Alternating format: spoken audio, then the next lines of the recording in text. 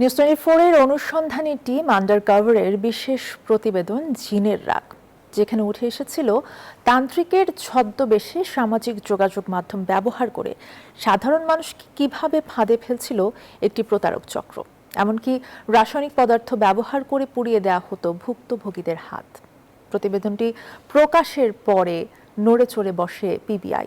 Digital footprint বিশ্লেষণ করে গ্রেফতার করা হয়েছে চক্রের ৩ সদস্যকে। নাইমাল জিকোর রিপোর্ট।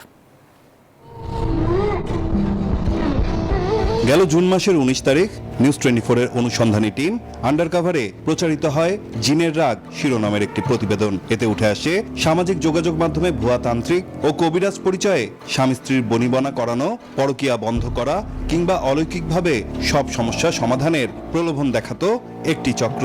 এরপর ইমো কিংবা হোয়াটসঅ্যাপ কলে যুক্ত করে পটাশিয়াম পারম্যাঙ্গানেট। দেশ জুড়ে যে কোনো কেনাকাটায় 10,000 টাকার বেশি অফার, তাই পেমেন্ট মানেই বিকাশ। ও রসালো মিষ্টির মিশ্রণে ঘটানো হতো তীব্র রাসায়নিক বিক্রিয়া, যা নিমিশেই ভুক্তভোগীর শরীরে তৈরি করত গভীর ক্ষত।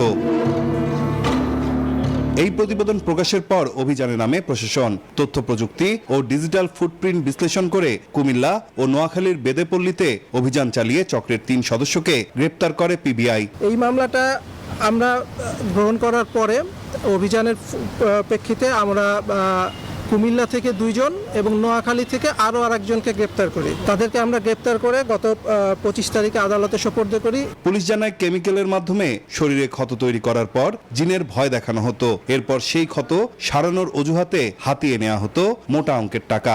পটাশিয়াম পারম্যাঙ্গানেট নেন এবং মিষ্টি ধরে রাখার ফলে তার হাতের তালুতে গুরুতর ক্ষত সৃষ্টি হয়।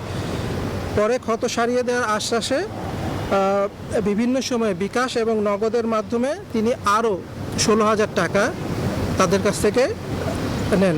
সংস্থাটির দাবি, একই কৌশলে দেশে ও বিদেশে একাধিক ভুয়া ফেসবুক পেজ খুলে প্রতারণা চালিয়ে আসছিল চক্রটি। এই চক্রের অন্য সদস্যদের গ্রেপ্তার করতে অভিযান অব্যাহত রয়েছে। মামলাগুলো আছে সেগুলো আমরা বিভিন্ন। নাইম আল চিকো, নিউজ 24, ঢাকা।